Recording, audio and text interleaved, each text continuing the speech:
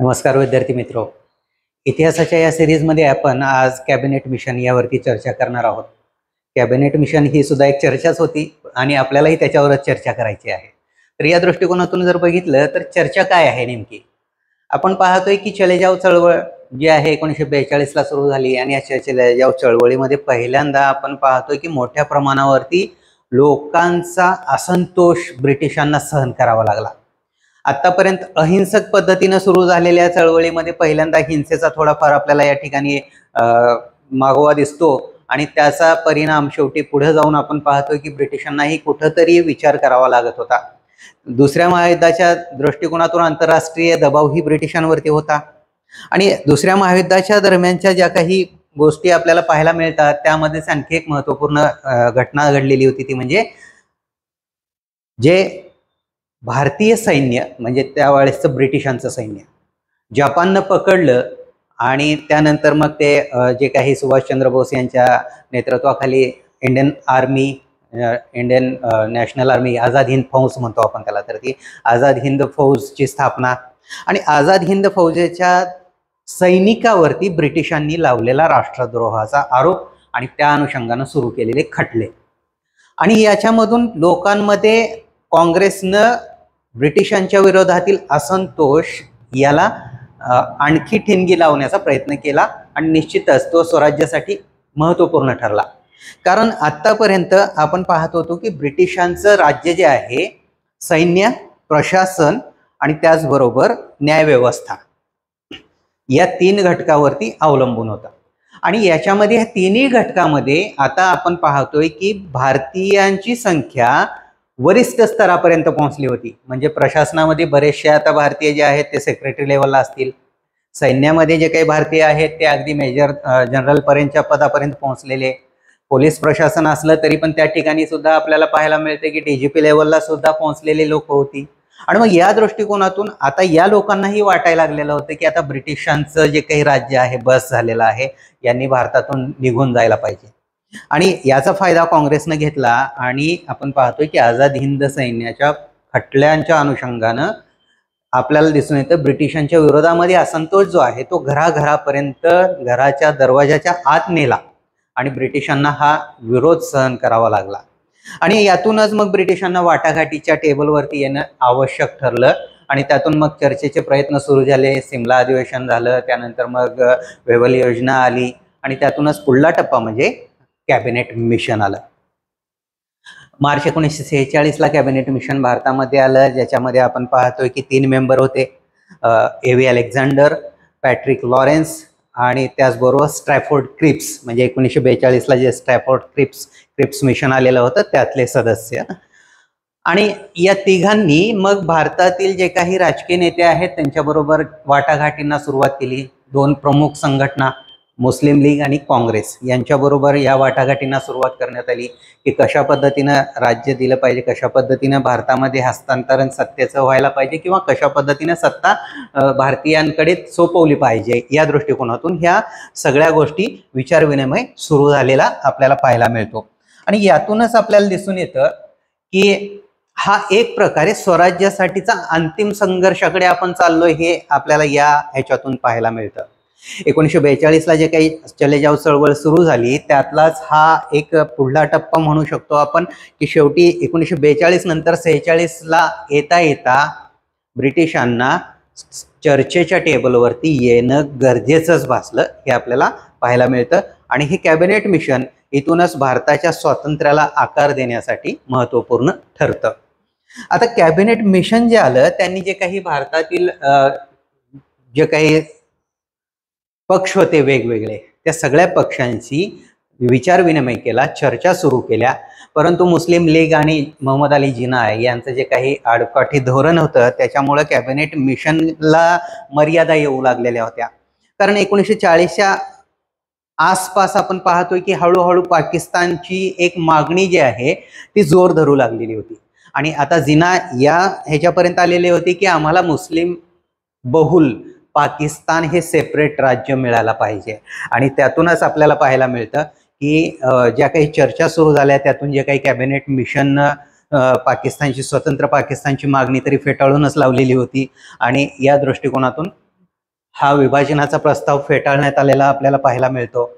आणि या दृष्टिकोनातून मग पुढे जे काही घटना घडल्या आणि त्या दृष्टिकोनातून आपण पाहतोय की भारत पाकिस्तान सेपरेट झाले, तर तो भाग वेगळा आहे. पण कॅबिनेट मिशनचा विचार करता आपल्याला पाहायला मिळते की कॅबिनेट मिशन पुढे पाकिस्तानच्या मागणीच्या दृष्टिकोनातून आता हिंसक कारवाया सुरू झालेल्या आपल्याला पाहायला मिळतात. आणि ते कॅबिनेट मिशनलाही समोर ज्यावेळेस पाहायला सुरुवात होती त्यांना दिसते, त्यावेळेस त्यांनाही विचार करणं अवघड जातं. आणि त्यातूनही आपण पाहतोय की त्यांनी एकीकरणाचा जो काही काँग्रेसचा जो काही धोरण होतं की भारताचं एकीकरण राहिलंच पाहिजे, एकसंघ भारत राहिलाच पाहिजे, त्याला सपोर्ट केला आणि पाकिस्तानची मागणी फेटाळून लावली. पण मग यांनी काय केलं तर फेडरल स्ट्रक्चर म्हणजे केंद्र आणि राज्य या दोघांमध्ये जे काही सत्ता आहे तो विभाजनाचा प्रयत्न केला. फेडरल स्ट्रक्चर म्हणजे संघराज्य स्थापन करण्याची सूचना केली. याच्याशिवाय आपण पाहतो की भारतीयांनी भारताबद्दल भारतासाठी कशा पद्धतीनं राहावं म्हणजेच राज्यघटना जी आहे तर तो राज्यघटनेचा जो काही भाग आहे त्या दृष्टिकोनातून संविधान सभेच्या स्थापनेचीही शिफारस केल्याचं आपल्याला पाहायला मिळतं. आणि त्याचबरोबर या सगळ्या दृष्टिकोनातून विचार करायला गेलं तर भारतीयांकडे आता सत्तेचं हस्तांतरण करण्याशिवाय पर्याय नाही हे त्यांना दिसून येत होतं. कारण दंगे जे आहेत हिंदू मुस्लिम दंगे मोठ्या प्रमाणात सुरू झालेले होते आणि अशा वेळेस सत्ता जी आहे ब्रिटिशांनी स्वतःकडे ठेवणं हळूहळू त्याच्यातून बाहेर पडण्याचा प्रयत्न सुरू केलेला होता. आणि त्यातून अंतरिम सरकारची स्थापना ही आपल्याला कॅबिनेट मिशनच्या शिफारसीवरून झाल्याचं पाहायला मिळतं सप्टेंबर 1946 मध्ये, ज्याच्यामध्ये जवाहरलाल नेहरू हे त्या अंतरिम सरकारचे प्रमुख होते. मुस्लिम लीग सुरुवातीला होय नाही केलं, परंतु शेवटी अंतरिम सरकारमध्ये मुस्लिम लीग ही आली आणि यातून आपण पाहतो की अंतरिम सरकार स्थापन झालं. संविधान सभा जी आहे जुलैमध्ये त्याच्या निवडणुका झाल्या संविधान सभेच्या. आणि पुढे जाऊन आपण पाहतो की संविधान सभा भारताची वेगळी आणि पाकिस्तानची वेगळी निर्माण झाली. याच्यामध्ये जर बघितलं तर आपल्याला या वाटाघाटी आहेत मोहम्मद अली जिना यांच्या एकूणच आडकाठी धोरणामुळं या वाटाघाटी पूर्णपणे यशस्वी होऊ शकल्या नाहीत हे आपल्याला दिसून येतं. कारण काय आहे की ज्या काही वाटाघाटी होत्या त्याच्यामध्ये असं होतं की भारताला एकसंघ ठेवायचा आहे आणि भारतीयांकडे सत्तेचं हस्तांतरण करायचं आहे. पण मूळ या ठिकाणी पुन्हा तोच प्रश्न निर्माण झाला फाळणीचा. आणि त्यामुळं या कॅबिनेट मिशनला आपण यशस्वी म्हणावं का अयशस्वी म्हणावं याचा विचार करायला गेलं तर भारताच्या फाळणीमुळं हा कॅबिनेट मिशन अयशस्वी म्हणता येऊ शकतो. परंतु जे काही सत्तेचं हस्तांतरण झालं त्यामुळे हे कॅबिनेट मिशन एक प्रकारे थोड्याफार प्रमाणामध्ये यशस्वी झालं असं म्हणता येऊ शकतं. कारण जातीय तणाव मोठ्या प्रमाणामध्ये वाढत होता, दोन्ही बाजूनं गरमागरमी मोठ्या प्रमाणात होत होती. मुस्लिम लीगनं त्यांच्या हितांचं रक्षण करण्यासाठी प्रयत्न सुरू केले, काँग्रेसनं भारताचं एकसंघ राहण्यासाठी प्रयत्न सुरू केले. आणि यातून ज्या काही गरमागरमी सुरू झाल्या त्यातून आपल्याला दिसून येतं की शेवटी ब्रिटिशांनी एकसंघ भारत ठेवायचा नाही हे निश्चित केलं. कारण शेवटी सत्ता त्यांच्या हातात होती, शेवटी निर्णय तेच घेणार होते. त्याचा निर्णय ना काँग्रेस घेऊ शकत होती ना त्याचा निर्णय मुस्लिम लीग घेऊ शकत होती. जर ब्रिटिशांनी ठरवलं असतं तर भारत हा एकसंघ राहिला असता, पण ब्रिटिशांनी ठरवलं की भारताची फाळणी करायची आणि शेवटी सत्ता त्यांच्या हाती असल्यामुळं त्यांनी भारताची फाळणी केली. आणि याला पर्याय नसल्यामुळं मुस्लिम लीगची तरी मागणी होती त्यांना तो आनंद झाला आणि राष्ट्रीय काँग्रेसची जी काही मागणी होती एकसंघ भारत राहण्याची त्यांना पर्याय नव्हता मान्य करण्याशिवाय, त्यामुळं भारताची फाळणी त्यांनी मान्य केल्याचं आपल्याला दिसून येतं. मोहम्मद अली जिना यांच्या निर्णयाचा किंवा त्यांच्या लीडचा नेतृत्वाचा परिणाम असा झाला की मुस्लिम राज्याची पाकिस्तानची मागणी ही सेपरेट झाली आणि मुस्लिम लीग आपल्याला पाहायला मिळतं की यशस्वी झाली त्यांच्या धोरणामध्ये असं म्हणू शकतो आपण. पण त्याचबरोबर भारताला पूर्ण स्वातंत्र्य मिळण्यामध्ये ही योजना पूर्णपणे प्रभावी ठरते असंही झालेलं दिसून येत नाही, परंतु त्याच्याकडे वाटचाल मात्र निश्चितच झाली असं म्हणू शकता. कारण आपण पाहतोय की पुढल्या एखाद्या वर्षामध्येच पूर्णपणे भारताला स्वातंत्र्यही मिळालेलं आहे. अंतरिम सरकार स्थापन झालं, त्याची शिफारस या कॅबिनेट मिशननंच केलेली होती. आणि त्याचबरोबर आपल्याला दिसून येतं की घटना समितीच्या स्थापनेची शिफारस ही कॅबिनेट मिशननंच केलेली होती. सत्तेचं हस्तांतरण केलं जात असताना पूर्ण प्रांतांची पुनर्रचना करण्याची शिफारस ही या कॅबिनेट मिशननंच केलेली आपल्याला दिसून येते. त्यामुळं 50% अयशस्वी झाली म्हणू शकतो, कारण हा पूर्णपणे पाकिस्तानच्या मागणीच्या अनुषंगानं ही अयशस्वी म्हणू शकतो. आणि 50% आपण बाकीच्या दृष्टिकोनातून विचार केला तर ही योजना यशस्वी झाली म्हणू शकतो, कारण यातून त्यांनी केलेल्या रेकमेंडेशन्सनुसार अंतरिम सरकार स्थापन झालं, संविधान सभेची स्थापना झाली, सत्तेचं हस्तांतरण थोड्याफार प्रमाणामध्ये का होईना झाल्याचं आपल्याला पाहायला मिळतं. प्रांतांना स्वायत्तता पाहिजे होती त्या दृष्टिकोनातून त्यांनी रेसिड्युअरी पॉवर, शेषाधिकार जे आहेत ते प्रांताकडे देण्याचाही प्रयत्न केल्याचं आपल्याला पाहायला मिळतं. पण या एकूणच बघायला गेलं तर या योजनेमुळे एक प्रकारे जे काही राजकीय चर्चा आणि राजकीय गरमीचं वातावरण आहे ते मोठ्या प्रमाणात निर्माण झाल्याचं आपल्याला दिसून येतं. आणि याच्यावरती तोडगा काढणं एवढं सोपं नव्हतं आणि त्यातूनच फाळणीचा प्रश्न उभा राहिलेला होता.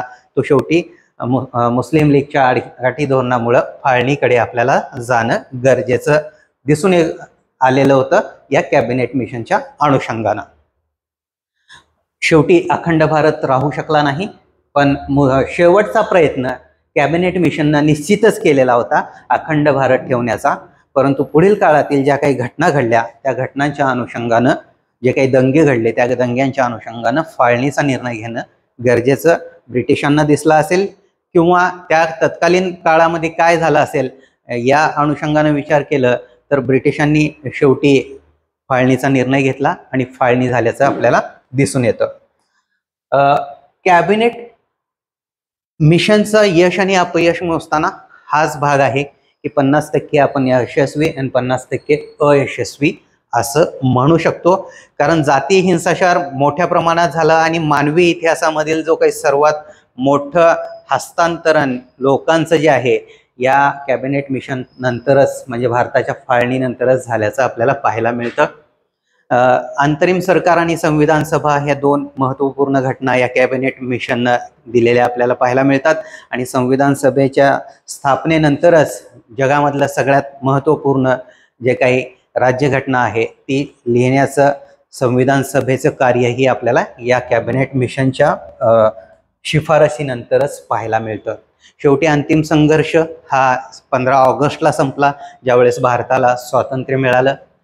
पण त्याच वेळेस पाकिस्तानच्या निर्मितीचं दुःखही भारताला निश्चितच होतं. ते वेदनादायक अस्तित्व मान्यही करावं लागलं.